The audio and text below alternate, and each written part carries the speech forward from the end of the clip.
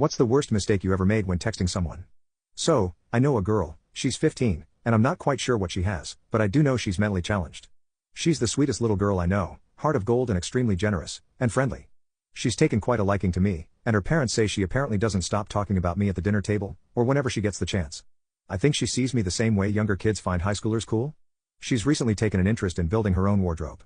She didn't care much aside from preferring certain colors and prints, and her mother apparently bought most things for her, but she's begun to develop her own taste fashion-wise. That said, I have several pairs of baggy pants I usually default to for comfort, and she noticed.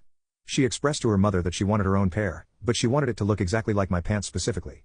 Now, baggy pants often have different looking fits depending on its dimensions and whoever's wearing them, and after hours of her mother taking her to different shops, they weren't able to find one that looked just like mine did, and fitted on her exactly like mine did.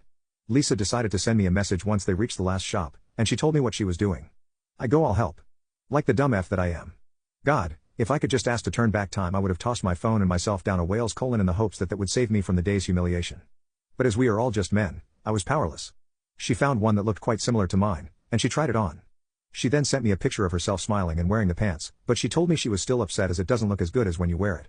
Alright, that's lovely. She's trying to copy me, very sweet of her. Unfortunately, I was busy when she messaged me. Not too busy not to be able to check my phone every now and then, but I definitely couldn't be on my phone for too long. So, I took a look at the picture she sent and decided it wasn't baggy enough and she had pulled the pair far too high up her waist. Again, I couldn't type for too long. I deliberately kept my responses short. I responded, bigger. Pull it down a little too, waistband should be around your belly button, perfect, right? Wonderful advice from a guy she thinks is cool. But no, of course not. I placed my phone back into my pocket, happy with myself. I thought about wearing the pants that matched the color of what she had tried on when we meet again. But God is not merciful. In fact, God has forsaken us all. The second message never sent. Bigger, it's a single word and it sounds dry and uninterested. But surely sounding dry and uninterested in a conversation with a mentally stunted girl isn't too much of a sin, right? That wasn't my sin, unfortunately. And it's probably time I should mention Lisa is a black girl. Now, ladies and gentlemen, please open your keyboards and spot the letter B with me. It's on the lower right side, correct?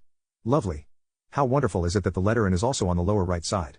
Why, the letters are right next to each other. Surely, there is not a word that could be sabotaged by that simple little mistake? Well, there is. So I called Lisa the N-word. Hard are perfectly spelled.